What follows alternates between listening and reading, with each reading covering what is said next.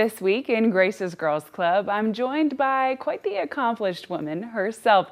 I'm joined by Flo, and Flo, I want you to tell us all about you. Tell us your name, your title, and the company that you work for.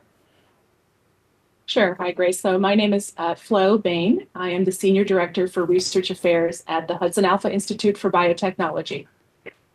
Absolutely love it. So tell me a little bit about your job. What does your day-to-day look like? What kind of hits your desk every day that you deal with?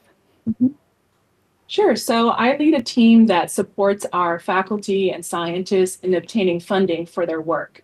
Primarily we do this through grants from the federal and state governments, from private foundations, et cetera. So we do that really from cradle to grave. My day can look like from anything to, helping find funding opportunities and strategizing with our scientists about how to be competitive in our grant proposals, to helping prepare a report, to working with finance and legal departments on budgets and compliance issues. So it really varies from day to day what I'm doing.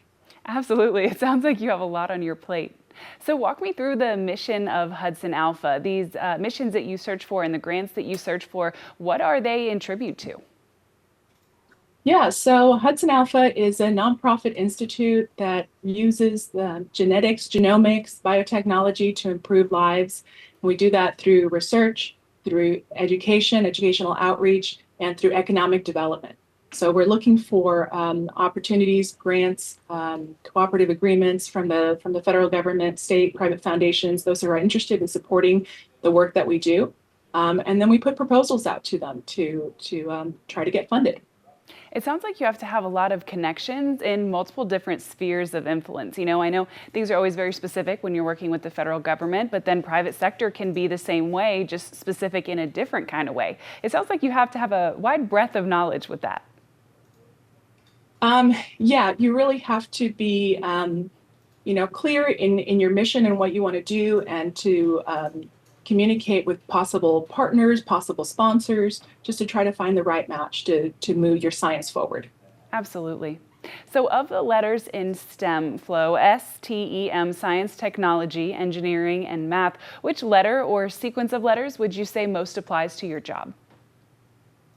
Well, I think the work of the Institute, most of our work really, it's S for science and T for technology applies to what we do.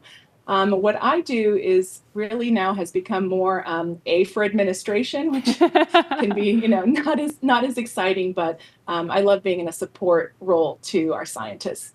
Absolutely, absolutely. I love that too, A for administration. So, walk me through educationally how you got to where you are today. What type of schooling and degree did you have to go through and earn? Sure.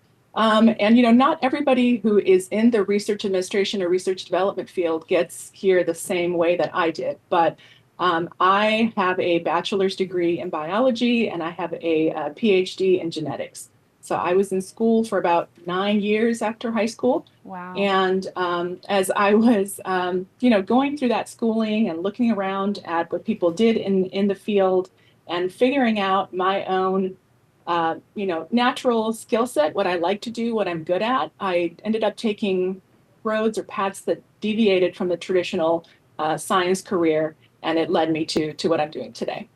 So, kind of in that same vein, why did you choose this field? What was it that ultimately sold you? Sure. I think just biology and especially genetics were just always fascinating fields to me as I was in school. The completion of the sequencing of the human genome happened when I was in college, and I just really saw that time as extremely exciting, and a resource came about that was going to allow for so many discoveries and interesting research in the next, in the decades following that, and that has turned out to be true. So it's just I'm never bored with what we learn and what we can know about the living world. Absolutely. And it sounds like you're on the forefront of a significant portion of that research and then using that research as well. Yeah, that's certainly, the Hudson Alpha scientists are right there on the cutting edge. So, walk me through the best part of your job. Sure. I think the best part of my job really is the people that I get to work with. I work with really very talented and mission aligned individuals who um, are just happy to get up every day and do their work, do their research, and work together to do that. And so it's just a really great environment to work and grow in. It sounds like it. It's true. The people you work with make the biggest difference. So, Flo, that was some Absolutely. of the best part of your jobs. Walk me through what some of the challenges are that you have to face every day and have to problem solve to work yourself through. Yeah, I think, in my role, my team is always under several external deadlines, whether it's for a proposal or a report or, whatever that might be. And time and resource management is just always difficult, right? An important part of my role is making sure that the folks who report to me have the time and the resources to be effective in their jobs. And so it requires a lot of being able to change topics quickly, make decisions quickly, and be effective in doing that. Absolutely. Now, I know we're almost out of time, so I just have two more quick questions for you. One is, would you choose your job all over again? If you were back in your shoes in middle school and early high school, would you choose this path all over again? I think I would. It's been extremely rewarding for me. It's also allowed me a great deal of, flexibility in pursuing interests outside of my job. I'm a mom. I'm involved in the community, all those kinds of things. Yeah, I think I would. I love that. I love that. Okay, so last question for you. If you had a message to young girls or young students in general who wanted to join the STEM workforce one day, what would your message to them be, Flo? Sure. I think for anybody wanting to join or advance in the STEM workforce, I think my advice is be flexible.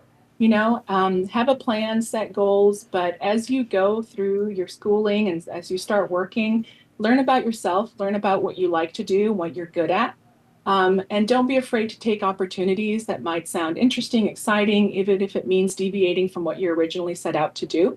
There are lots of great ways to support and be a part of the STEM workforce.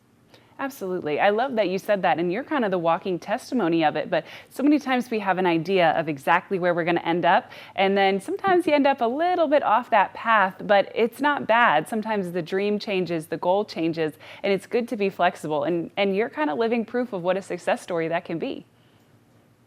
Absolutely. Thank you. Well, Flo, I will let you return to work. Thank you so much for your time. Thank you for sharing your expertise, and I hope you have a great day today. My pleasure. Thanks, Grace. Have a good one.